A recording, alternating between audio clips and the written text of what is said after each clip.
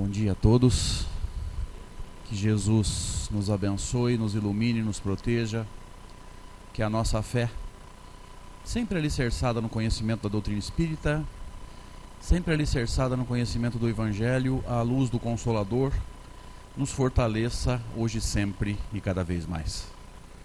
Eu começo o nosso bate-papo rogando a Deus que envolva todas as mães, não só nesse dia, mas sempre, aquelas que abraçaram essa tarefa tão difícil de educar as futuras gerações, né? Então que Deus as envolva sempre e cada vez mais. Queria agradecer a oportunidade de rever essa casa, de rever amigos, de poder conversar um pouquinho sobre doutrina espírita, sobre o Consolador prometido por Jesus, naquele texto fantástico registrado pelo evangelista João no capítulo 14, entre os versículos 15 e 16, quando Jesus nos diz que se nós o amássemos, observaríamos os seus mandamentos, ele rogaria ao Pai e o Pai nos daria outro Consolador. Então, bendita a doutrina espírita que nos reúne nessa manhã de domingo. Nós gostaríamos de conversar um pouquinho hoje sobre os princípios fundamentais da doutrina espírita. Lembrando sempre de Allan Kardec, o codificador da doutrina espírita, quando ele nos ensina no capítulo 19 de O Evangelho segundo o Espiritismo, que fé inabalável só seria aquela que pudesse encarar face a face ou frente a frente a razão em toda e qualquer época da humanidade. Fica claro para nós que quanto mais nós entendemos esses princípios fundamentais e, por consequência, quanto mais nós entendemos a doutrina espírita, mais nós fortalecemos a nossa fé, porque esses 5 princípios fundamentais são o alicerce da fé espírita. E todo o alicerce bem feito tem por consequência lógica um edifício bem construído. Um dia, entendendo mais perfeitamente esses princípios fundamentais, nós vamos poder tranquilamente dizer que a nossa fé se tornou inabalável. E toda vez que nós falamos de fé inabalável, nós nos lembramos de Emmanuel no livro O Consolador, quando perguntado sobre a fé, esse benfeitor vai nos dizer que conseguir a fé é alcançar a possibilidade de não mais dizer eu creio, mas de afirmar eu sei, com todos os valores da razão tocados pela luz do sentimento. Veja que um dia a nossa fé vai ser tão inabalável que nós vamos conseguir finalmente conciliar a lógica e o amor. Hoje, muito provavelmente, nós estamos em alguns extremos, em um dos dois extremos, ou extremamente amorosos, sem um conhecimento que precisa pautar esse amor, tanto que Emmanuel vai trabalhar no livro Pensamento e Vida, o amor e a sabedoria como 2 asas. E nós precisamos entender bem a metáfora que ele está usando, porque ninguém consegue voar com uma asa só. Então vejamos a necessidade de termos amor, mas de termos também a sabedoria que vai nortear as nossas ações amorosas. Quanto mais nós entendemos esses princípios fundamentais, mais nós fortalecemos a nossa fé. E o primeiro princípio fundamental da doutrina espírita, não poderia deixar de ser, é Deus. Um dia nós vamos ter a certeza, não da existência de Deus, mas da forma que Deus age na nossa vida.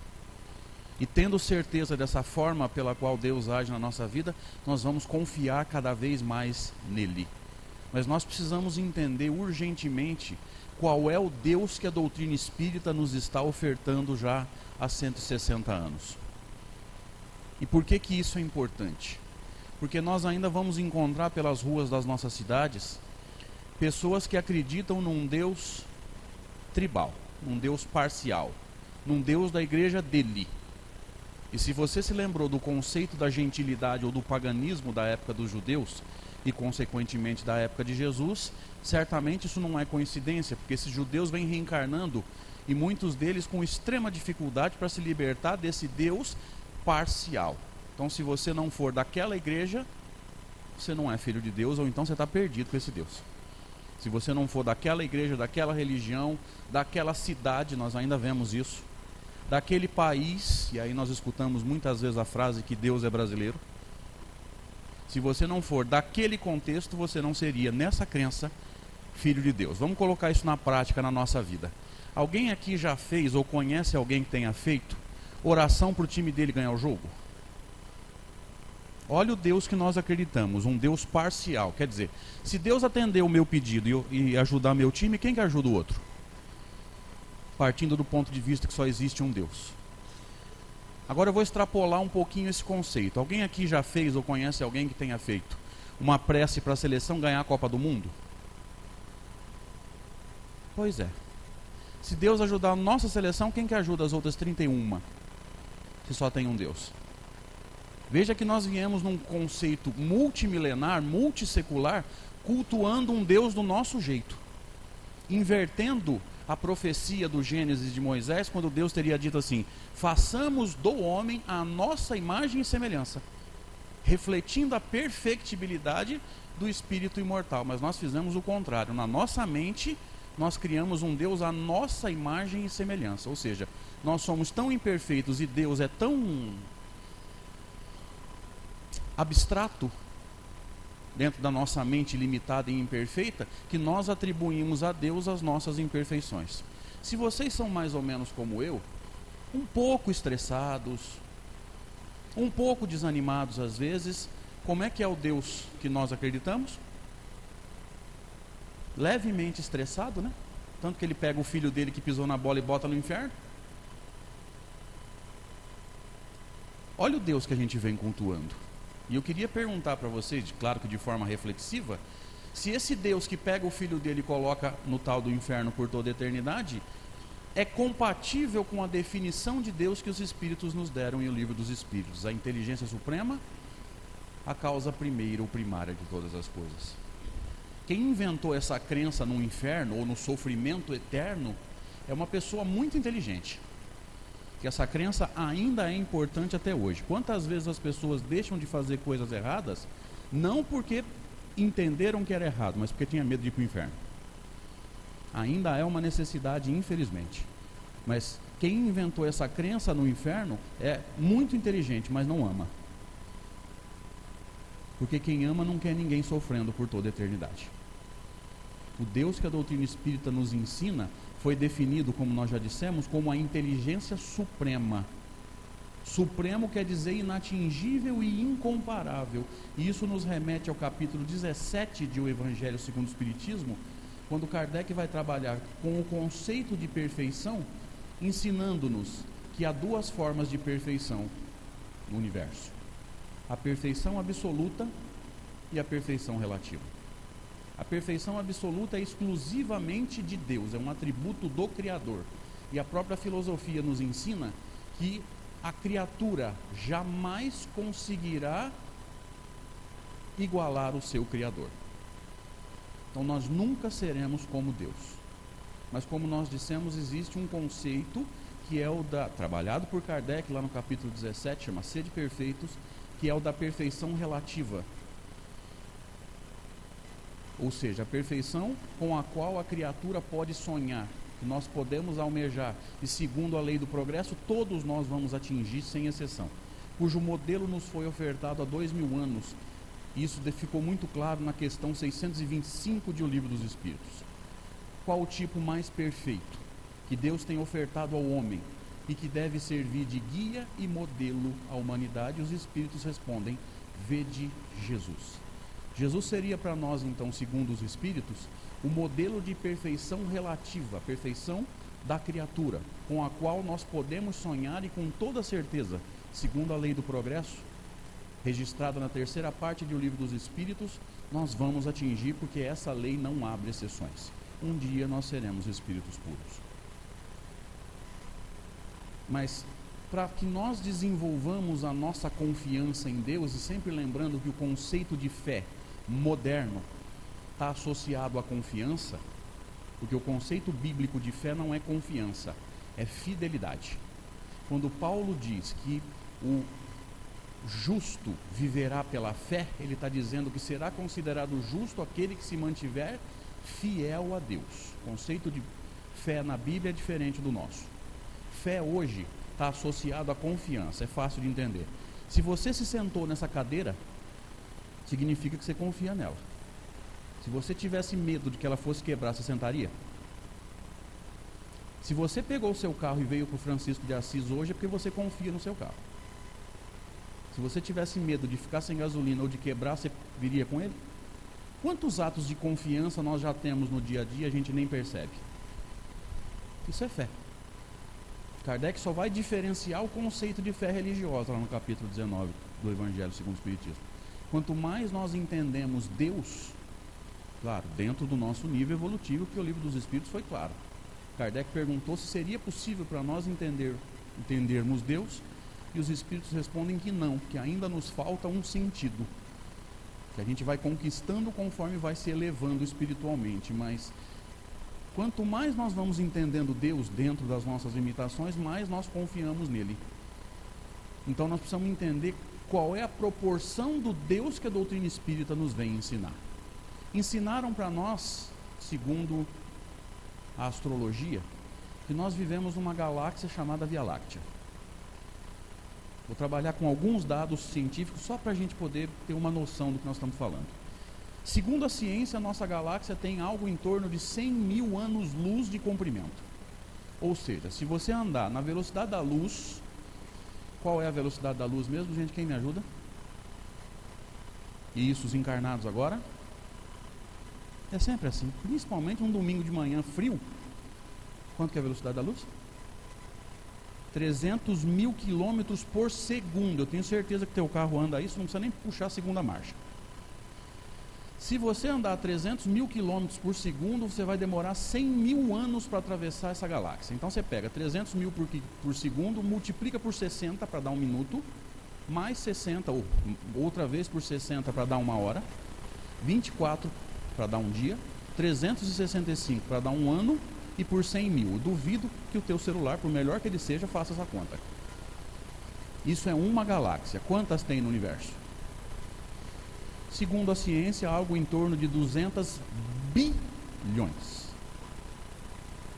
E com toda a certeza do mundo, a nossa não é a maior. Tem coisa muito maior aí para cima, eu diria para cima, para baixo, para direita, para esquerda, enfim. Esse é o Deus que a doutrina espírita nos ensina. Mas vamos dar um nó na cabeça de alguns aqui, porque isso é fantástico. A ciência começa a estipular, não calcular, porque não dá. Começa a estipular, chutar, baseado em cálculos, né? A idade do nosso universo em algo em torno de 13 a 15 bilhões de anos. Mas aí, em determinada resposta de O Livro dos Espíritos, os Espíritos dizem assim: Deus nunca esteve inativo. Deus não aposenta, não joga baralho, não faz tricô. Naturalmente surge uma pergunta para a gente: o que ele ficou fazendo antes desse, 13 ou 15 bilhões de anos, quando ele criou o nosso universo? Então, a ciência já começa a trabalhar com o conceito de multiversos. O nosso universo seria, numa analogia, numa comparação simples, uma bolha, dentre sabe Deus quantas bolhas. Começou a dar um nó na cabeça, né? Pois é. Esse é o Deus que a doutrina espírita nos ensina. Não é um Deus tribal, não é um Deus de Severina, não é um Deus de Rio Preto, não é um Deus do estado de São Paulo, nem do Brasil, nem do planeta Terra. E isso precisa fortalecer muito a nossa fé, porque não é possível que um Deus que toma conta disso tudo, no mínimo de um universo, com 200 bilhões de galáxias, não é possível que esse ser perdeu o controle da nossa vida. Se nós estivermos passando por alguma fase difícil, e possivelmente alguns de nós estejamos, outros em fase tranquila, mas como seres imperfeitos, algumas fases de tribulação ainda virão. Não queria te dar essa notícia não, mas provavelmente virão. Nós precisamos fortalecer a nossa fé entendendo as proporções desse Deus.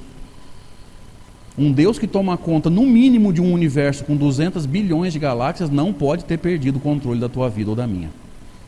A nossa vida sai do nosso controle, sai das nossas mãos por causa das ações que contrariam o planejamento de Deus para nós. Deus tem um plano, mas a gente não quer fazer do jeito dele, a gente quer fazer do nosso. Então ele traça um caminho em linha reta e nós optamos pelos desvios, pelos atalhos, é aí que a gente se complica.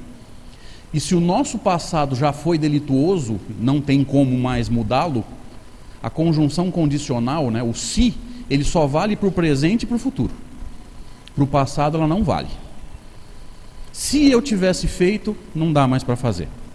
Se eu tivesse evitado, não dá mais para evitar.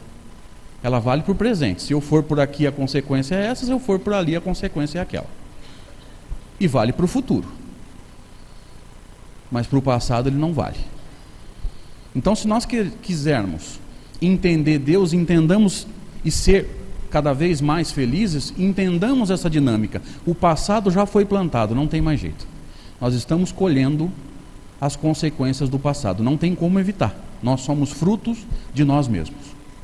Agora, se eu estou colhendo o meu passado delituoso da forma mais sábia que eu posso, da forma mais resignada possível, e aí eu me lembro de Lacordaire, no Evangelho segundo o Espiritismo, dizendo assim: somente as provas bem suportadas podem conduzir ao reino de Deus. Prova bem suportada é o quê? Reclamar o mínimo possível. E mínimo possível dentro do nível de cada um aqui. Eu acho que zerar para nós ainda não dá. Mas entendermos dentro das nossas possibilidades e sempre dando um passo à frente, sempre vencendo os nossos limites, que Deus nos ama, não quer ninguém sofrendo. E o sofrimento nada mais é do que consequência dos nossos erros. Então o passado já foi plantado, nós estamos colhendo. Se nós estamos colhendo de forma resignada, de forma sábia e repensando o plantio, com todo o conhecimento espírita que nós estamos recebendo, por que nós temos tanto medo do futuro? E o medo do futuro se reflete numa sensação ou num sentimento que alguns de nós aqui conhecem, poucos, chama-se ansiedade. Tenho certeza que isso não é coisa de quase ninguém aqui. O Deus que a doutrina espírita nos ensina é um Deus absolutamente perfeito. E se nós quisermos sofrer cada vez menos e ser cada vez mais felizes, é necessário colher o passado de forma sábia e repensar o plantio para o futuro. O espírita, com todo o conhecimento que tem, não pode ter medo do futuro. Nós temos medo do desconhecido, isso é natural. Mas o futuro não é desconhecido. O futuro, em linhas gerais, é consequência do que nós estivermos plantando agora. Então, se o passado foi delituoso, nós estamos colhendo da forma mais sábia que podemos. E o futuro está sendo construído, por que o medo do futuro? Isso é confiança. Isso é fé em Deus. E lembremos-nos sempre de uma frase que é atribuída a Einstein, embora a gente não saiba se a frase é realmente dele, quando ele vai dizer o seguinte: não há prova maior de insanidade do que fazer sempre as mesmas coisas e esperar resultados diferentes. Então, se você e eu queremos um futuro melhor, nós estamos plantando melhor? Foi exatamente a última palestra que eu fiz aqui na terça-noite, a parábola do semeador. Qual a nossa semeadura? O que nós estamos plantando? E preocupemos-nos muito com a semeadura mental. Cuidado com essa ideia de pensar, ficar remoendo, ficar plasmando energia, mas não realizar no plano físico. Ou seja, não houve registro no plano físico, mas no plano espiritual já se criou energia, já alterou a nossa vibração. Cuidado com mudança de comportamento. Comportamento é o que eu mostro para vocês, pode não ser o que eu estou sentindo. E Jesus nunca falou comporte-se bem frente ao próximo, ele falou ame o próximo. Ou seja, trabalhe o seu mundo sentimental para alterar a sua semeadura sentimental. Então entendamos o Deus que a doutrina espírita nos mostra. Entendamos esse Deus multigaláctico, talvez multiuniversal, que se cuida disso tudo com perfeição, não pode ter perdido o controle da minha vida ou da sua. Não pode ter esquecido da gente. Se você já assistiu algum vídeo gravado pelas sondas que são enviadas aí pela nossa galáxia, você já viu algum mundo, algum planeta trombar um no outro? Alguém já viu algum sistema trombar um no outro? Tudo gira com perfeição absoluta, regido por leis absolutamente perfeitas, criadas por Deus. Então, se Deus faz um universo funcionar, não é possível que Ele esqueceu da gente. Isso precisa fortalecer a nossa fé. Então não foi Deus que esqueceu da gente, foi a gente que em algum ponto da nossa caminhada virou as costas para Ele. Quando a gente se voltar para Ele, colher o passado e repensar o plantio para o futuro, a coisa entra nos eixos e graças a Deus já está entrando. O segundo princípio fundamental da doutrina espírita, nós chamamos de imortalidade do espírito. Kardec chamou de a vida futura. Ela é trabalhada no 2º capítulo de O Evangelho segundo o Espiritismo. O maior presente que Deus nos deu, nós precisamos olhar para nós mesmos todos os dias e pensar para fixar isso na nossa mente. Nós nunca vamos deixar de existir. Algum ente querido nosso que tenha partido, que tenha desencarnado, ele só se libertou do corpo. Mas ele continua existindo, ele vive, ele só não está encarnado. Nós nunca vamos deixar de existir.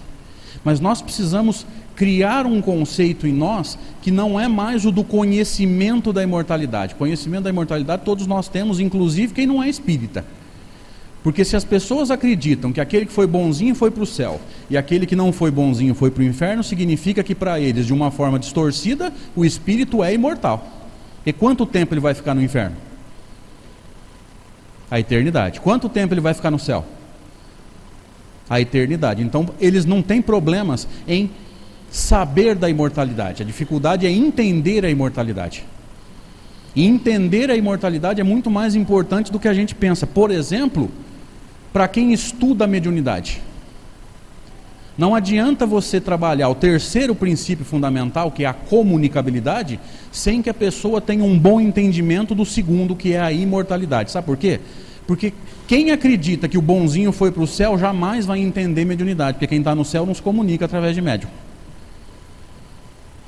Se ele acredita que o malvado foi para o inferno, ele jamais vai entender comunicabilidade, porque o malvado está no inferno e quem está no inferno não se comunica através de médium. Então nós, antes de ensinar mediunidade, antes de ensinar comunicabilidade, nós precisamos ajudar as pessoas a entender muito bem a imortalidade do espírito. Como é que funciona do lado de lá? Mais ou menos igual aqui. O que nós colhemos do lado de lá? O que nós plantarmos aqui. Quem construiu uma vida de paz, quem construiu uma vida pautada no Evangelho e viveu a vida pautada nos valores evangélicos, desencarna em paz. Quem construiu uma vida pautada nos valores pessoais, no lucro, no orgulho e no egoísmo, relatados na questão 785 de O Livro dos Espíritos, não vai desencarnar em paz. Essa é a coisa mais lógica do mundo, porque Jesus nos diz em Mateus 16, 27, que a cada um seria dado segundo as suas obras. Ou seja, a gente colhe no plano espiritual o que plantou durante a vida física. Mas na questão 85 de O Livro dos Espíritos, Kardec faz uma pergunta extraordinária aos espíritos.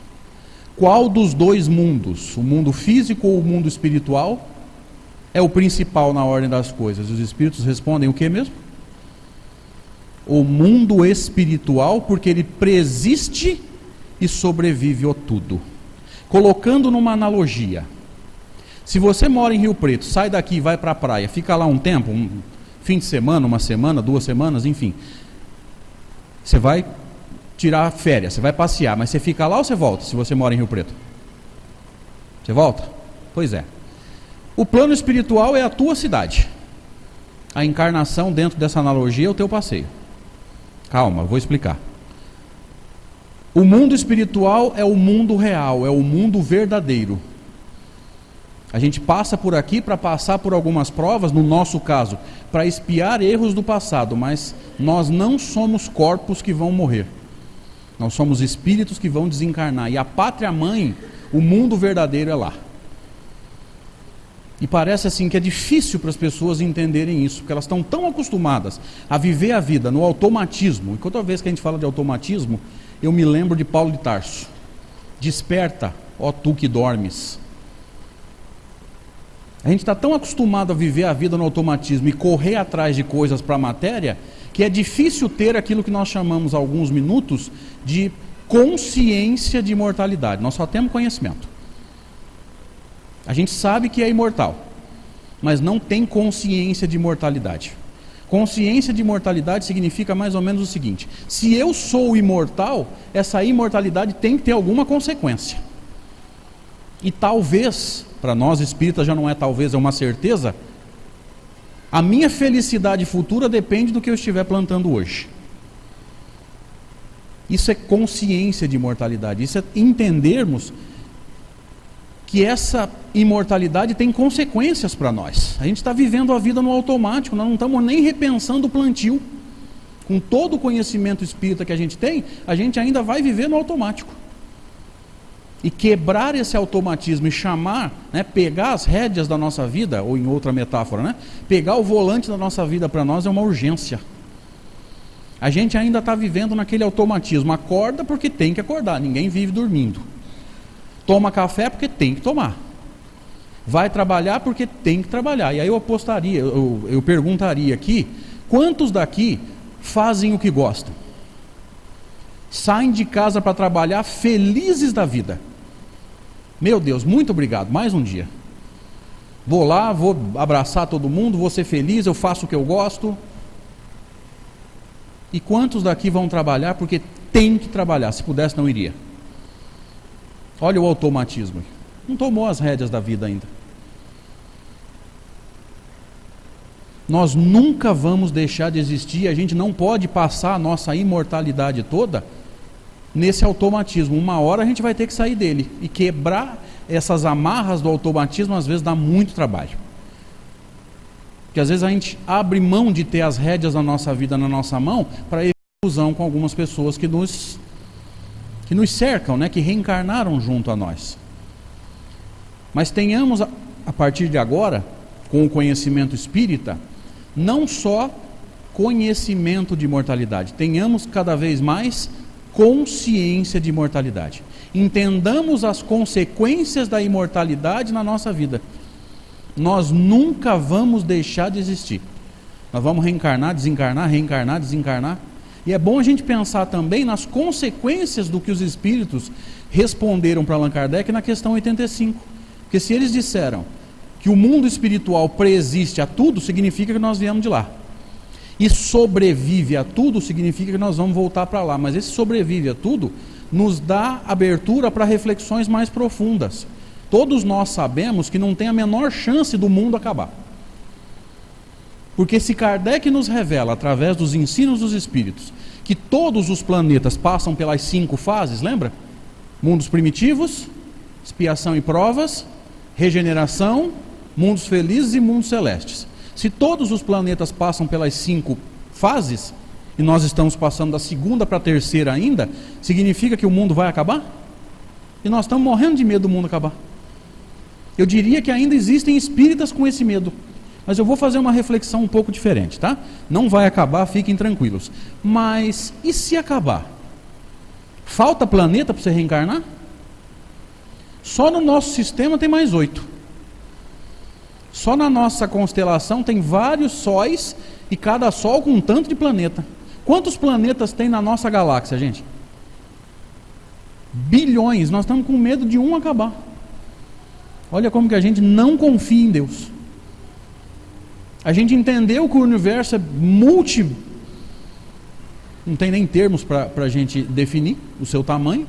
Todos os mundos do universo são habitados, diz o Livro dos Espíritos.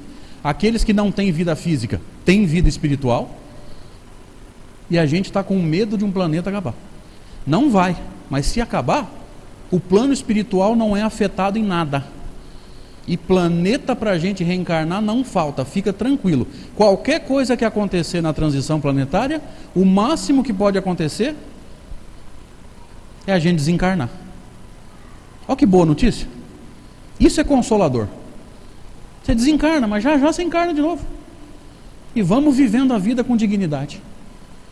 Como nós dissemos, o terceiro princípio fundamental é a comunicabilidade, porque o desencarnado, o espírito, na linguagem mais antiga, o fantasma, graças a Deus a gente já mudou de ponto de vista, é filho do mesmo Deus que vocês. Se nós somos filhos do mesmo Pai, o que nós somos? Você sabia que o desencarnado é teu irmão? Sabe por que eu estou fazendo essa pergunta? Ela parece boba, Porque espírita ainda tem medo de espírito. Por mais sem noção que isso pareça, se materializar um aqui agora, nós leva essas portas tudo no peito. Fica poucos. É mais ou menos assim: Francisco de Assis, me ajuda. Mas não aparece não. Se aparecer, nós entrega para Deus. A gente não entendeu que são nossos irmãos. E qual é a diferença entre você encarnado e um desencarnado? Só um corpo. Porque perispírito ele também tem, corpo espiritual. Só o corpo.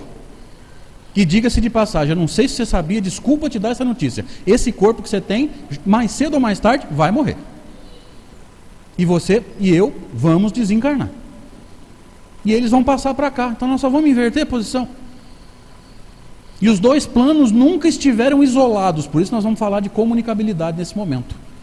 Todo mundo aqui acredita que tem um anjo da guarda, um espírito protetor, um mentor espiritual, espírito familiar. Espírito familiar, diga-se de passagem, é a linguagem de Allan Kardec. Todo mundo aqui que acredita que tem? Ele fala contigo? Então você tem que ter alguma forma de captação. Por isso que Kardec vai dizer, no item 159, que todos somos médiuns. Alguns têm sensibilidade mais aflorada que podem desenvolver não só essa influência, mas podem produzir fenômenos. Então existem médiuns com sensibilidades mais afloradas, que não são todos. Está muito claro no item 159 do Livro dos Médiuns, mas principalmente no livro Obras Póstumas. Então essa história de dizer que todo mundo é médium é conversa, é falta de estudar melhor o item 159. Mas capacidade de captação todos nós temos. E Kardec vai dizer assim, essa faculdade é inerente ao gênero humano. Inerente ao quê? O que significa? Natural. Naturalmente ligado a alguma coisa. Por que é natural para nós interagir com o plano espiritual? Embora nem todos sejamos médiuns no sentido ostensivo. Porque nós reencarnamos, mas o fato de estar encarnado muda a tua situação de espírito imortal? O fato de ter encarnado, por ter encarnado, você deixou de ser um espírito imortal? Olha que interessante. Você está encarnado, o corpo te limita, mas não te bloqueia. É natural um espírito se comunicar com outro, mesmo que ele esteja encarnado. Guarda essa regra, o corpo é um limitador, não é um bloqueador absoluto. Ou seja, você está encarnado, mas você interage. E o Deus que ama, o Deus que nos foi ensinado lá na inteligência suprema, o Deus que a doutrina espírita nos mostra, não separa aqueles que se amam. Com o fim da encarnação, rompem-se os laços materiais, mas não se rompem os laços de sentimento. E o nosso parente desencarnado espera que nós estejamos bem. Nós precisamos estar. Ah, mas André, e se o meu parente desencarnado não estiver bem? Você estando, você contribui para o apaziguamento dele. Nós precisamos estar bem. Nós precisamos fazer os nossos esforços para nos manter bem. Ah, mas André, eu tenho problema com obsessão. Apazigua o teu coração que o vínculo vai sendo quebrado naturalmente. Quando você aumenta a sua vibração, a tua sintonia, o tal do obsessor, que também reflete comunicabilidade, perde acesso a você. Para ter acesso a você, o que ele tem que fazer? Subir a vibração dele para sintonizar contigo. E quando ele sobe a dele, é tudo que os espíritos amigos pediram a Deus, porque ele se abre para tratamento. Então seria muito bom a gente aumentar o nosso tônus vibratório, fazer um esforço para permanecer bem, porque aqueles que nos amam no plano espiritual esperam que nós estejamos bem. Deus não separa aqueles que se amam.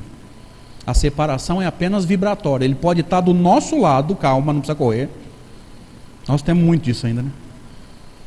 Ele pode estar do nosso lado e a gente está tão preocupado com a correria do dia a dia que a gente não percebe. E muitas vezes estão vibrando amor por nós, a gente não capta. O quarto princípio fundamental da doutrina espírita, você o conhece como reencarnação. Muitos dizem que o segredo da doutrina espírita é a reencarnação. Será que é?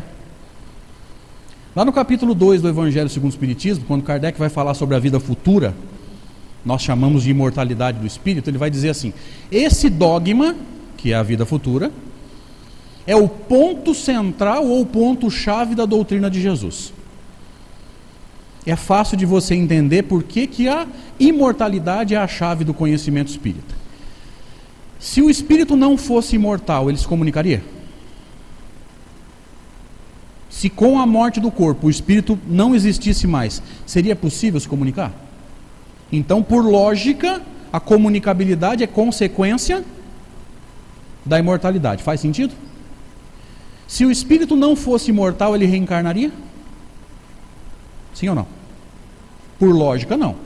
Então, por uma lógica muito simples, a reencarnação também é consequência da imortalidade. É isso, gente? Eu estou viajando. Tem um trechinho lá no Evangelho, esse trecho, né?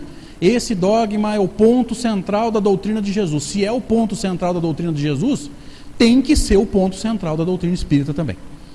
A reencarnação é consequência da imortalidade, não tem como ser diferente. E qual o objetivo da encarnação, gente? Porque eu ouço espírita falando assim: o objetivo da encarnação é pagar a dívida reencarnatória. Só se Deus for agiota. Ou o carnê das Casas Bahia. Entendamos que existem objetivos primários e objetivos secundários. Posso dizer que pagar a dívida reencarnatória, espiar os erros do passado, é um objetivo secundário? Eu acredito que sim. Mas qual o objetivo primário, então? Nós encarnamos para quê? Progredir. Nós encarnamos para sair dessa encarnação melhores do que quando chegamos, no sentido espiritual. Todo o resto pode ser melhorado desde que não traga prejuízo para o progresso espiritual. Então eu posso ganhar dinheiro? Posso ou não? Desde que o dinheiro não seja desonesto, que aí eu me complico para as encarnações seguintes. Cada pessoa que foi prejudicada cria vou usar uma linguagem fácil, um karma para nós. E desde que o dinheiro não seja o meu outro Deus. Jesus diz assim no Evangelho: vós não podeis servir a dois senhores. Gente, quem servia o Senhor naquela época? Todo mundo acha que é empregado, né? Com carteira assinada, com férias, 13º. Quem servia o Senhor naquela época? Escravos. Então ele está dizendo assim: você não consegue ser escravo de Deus e escravo do dinheiro, porque você vai dar preferência para um e fazer pouco caso para outro. Vós não podeis servir a Deus e a Mamon, que é uma palavra aramaica que significa riqueza, posse. Ou seja, se você for escravo do dinheiro, você consegue ser escravo de Deus? Mas se você for escravo de Deus, o que você faz com o dinheiro? Usa com sabedoria. Então eu posso ganhar? Desde que seja honesto e desde que não seja o meu novo Deus, pode, sem problema. E aí eu acredito que todo mundo aqui conhece pessoas extremamente ricas no sentido material, mas extremamente sábias e humildes, que nunca pisam em ninguém. Esse não é escravo do dinheiro. Então o objetivo é crescer espiritualmente, como Leon Denis nos ensina no livro O Problema do Ser, do Destino e da Dor. As reencarnações são os degraus. Degrau te lembra o quê? Escada, subida. As reencarnações são os degraus através dos quais o ser se eleva e progride. Então em cada encarnação a gente precisa sair um pouco melhor. Espírito não regride, estaciona. Só que o risco da gente sair dessa encarnação mais endividado do que quando chegou existe. Basta que eu não faça o que Deus espera que eu faça e que eu use todo o meu conhecimento, ou na linguagem de Jesus, todo o meu talento, parábola dos talentos, lembra? Só para mim. E sair mais endividado não significa, claro que endividado é uma linguagem fácil, tá, gente? Uma linguagem para qualquer um entender. Não significa regredir espiritualmente, tá? O que você conquistou, você não perde. Mas a gente ainda pode se complicar se deixar que as imperfeições estejam soltas. Se você assistiu o Pinga Fogo, quando o Chico Xavier foi perguntado sobre Judas, ele chamou para ele, mas se referindo a Judas. Ele fala assim: eu sou ainda portador de imperfeições que, se eu não me vigiar, se eu não me policiar, eu posso jogar a minha encarnação fora. Joga isso para Judas agora. Judas reencarnou para trair Jesus? Se você me disser que Judas reencarnou para trair Jesus, você está dizendo que o erro de Judas estava no planejamento. O erro está no planejamento? Impossível. Erro não é planejamento. Planejamento é o acerto com possibilidade de erro por causa do livre-arbítrio e das imperfeições. Judas não reencarnou para trair Jesus. Judas reencarnou com imperfeições que ele teria que estar mais vigilante e não conseguiu. Ninguém reencarnou para errar, não existe isso. Nós reencarnamos para acertar. com chance de erro, porque nós somos imperfeitos. Mas o objetivo da encarnação é crescer espiritualmente. E como é que a gente cresce espiritualmente? Aprendendo o quê? O amor. Quanto mais a gente ama, mais a gente resgata o passado, mais a gente se prepara para o futuro, porque o amor é o resumo da lei de Deus. Lembra das 200 bilhões de galáxias num dos universos possíveis? Em qualquer galáxia, em qualquer universo, se você amar, você vive bem. Em qualquer planeta, de qualquer sistema, galáxia, universo, você vive bem amando. Porque o Evangelho não é de Jesus, o Evangelho é de Deus. Jesus foi o pedagogo que veio aqui ensinar. E se a gente sabe amar, tudo funciona bem. A pessoa que ama é mais calma, é mais paciente, finge que não vê determinadas coisas, aquilo que vê, tenta corrigir, sempre de forma amorosa, perdoa os erros, se esforça para perdoar, ama os inimigos dentro do que Kardec nos ensinou no Evangelho segundo o Espiritismo, se eu não estiver enganado, no capítulo 12. Se eu não posso sentir pelos inimigos o que eu sinto por um amigo ou por um parente, eu posso, pelo menos, segundo Kardec, não desejar que o mal aconteça, não cultuar aquele Deus parcial, porque como é que a gente fala? Eu não vou me vingar, mas Deus vai fazer justiça por mim. Olha o Deus parcial. Eu não vou me vingar, mas se ele cair e quebrar a perna, eu vou dar graças a Deus. Olha o Deus parcial que a gente cultua. Amar os inimigos é não desejar que o mal aconteça, é perdoar, é não fechar as portas para uma reconciliação. Gente, isso está tudo no Evangelho, comentário lúcido de Allan Kardec. E para encerrar, o último princípio fundamental da doutrina espírita você o conhece como pluralidade dos mundos habitados, porque Jesus nos disse que há muitas moradas na casa do Pai. Esse último princípio fundamental, ele é interpretado por Allan Kardec de forma esplêndida, de duas formas. A pluralidade dos mundos e os diferentes estados da alma na erraticidade. A pluralidade dos mundos, ela se relaciona muito intimamente com o primeiro princípio fundamental que nós comentamos. Está muito relacionado com o Deus que você acredita. Se o nosso Deus é multiuniversal, quantas moradas tem? E por mais longe que um ser esteja, o que ele é teu? Irmão. Filho do mesmo Deus que cuida disso tudo. Então isso é muito discutido no movimento espírita. Mas a segunda concepção de Allan Kardec eu acho fantástica. Os diferentes estados da alma na erraticidade. Porque Kardec vai dizer que não são moradas circunscritas, não tem muro e nem limite vibratório. São moradas que nós construímos em nós e levamos onde nós formos. Onde eu estiver, eu estou sintonizado com essa morada. Eu posso estar na pior situação possível e estar sintonizado com Deus. Então, no pior lugar possível e imaginável, a vibração mais pesada, eu posso me manter em paz, porque eu construí uma morada de paz no meu coração. Mas nós podemos estar dentro de uma casa espírita dessa, com todo o amparo espiritual que vocês têm, da equipe de Francisco de Assis, e posso não estar bem. Porque eu posso estar aqui com a cabeça lá fora. O que nós vamos comer no Dia das Mães? Onde nós vamos almoçar? Amanhã vai cair um cheque, não tem fundo. Amanhã cai o cartão de crédito. Então veja que seria muito útil nós estarmos aqui fisicamente, mas principalmente estarmos aqui mentalmente e espiritualmente. Porque a pessoa que construiu essa morada de paz nela, dentro dela, ela não busca, ela leva. Onde ela for, ela apazigua o lugar. E a gente vai perceber, nossa, depois que o fulano chegou, isso aqui virou uma paz, né? Ele bota aquela música de vibração, a maioria dorme quando escuta essa música. Eu já ouvi isso, eu botei música de vibração, falaram assim, nossa André, que música triste. Falei, triste para você, para mim está me equilibrando.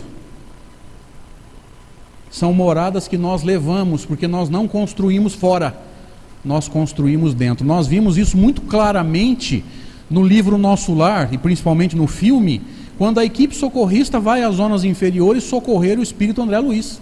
Ele estava na maca com 2 maqueiros, se eu não me engano era Lises e Tobias, E o ministro Clarencio, que é um espírito mais maduro, sai da equipe socorrista, vai até os seres sofredores e oferece a mão. Lembra disso? Todo mundo lembra? Vou dar uma sugestão, cara. Se você for a uma zona inferior com a equipe de Francisco de Assis essa noite, não sai do lado dele. Você não volta. Nem eu, diga-se de passagem. Mas por que o Clarencio pôde fazer isso sem correr risco de ser capturado? Porque a vibração dele de paz e de amor o mantinha protegido. Então ele sai da equipe socorrista, da excursão, vai lá, oferece a mão. Ninguém quis, ele voltou. Triste, porque ninguém aceitou ajuda, mas feliz com ele mesmo, com a consciência dele, porque ele ofertou ajuda. Aceitar é outra história. Tanto que Chico Xavier chegou a dizer que nós precisamos, em algumas situações, nos nutrir do amor que a gente doa. Porque se você doa amor e espera receber e não recebe, o que acontece? A gente se decepciona. Então a gente precisa aprender a se nutrir do amor que a gente doa. Eu doei. Se a pessoa não absorveu, talvez não esteja em condições. Porque doar amor é ação. A assimilação da pessoa e a doação contrária é reação. A gente não consegue sempre prever a reação. Doar amor é causa, receber é efeito. Nem sempre a gente consegue prever os efeitos. E bendita a doutrina espírita que nos ajuda a entender isso, pautado no Evangelho de Jesus, pautado no Consolador por excelência, aquele que disse assim: nunca vos deixarei órfãos, estarei convosco até a consumação dos tempos, enquanto vocês precisarem. E os dizeres mais consoladores de Jesus, quem registrou foi Mateus, mais consoladores para mim, claro, né? No capítulo 11, nos versículos 28 a 30, vinde a mim, todos vós, cansados e sobrecarregados, eu vos aliviarei. Tomai sobre vós meu jugo, aprendei de mim, manso, humilde de coração, e acharei descanso para as vossas almas, porque suave é meu jugo e leve o meu fardo. Obrigado, bom dia.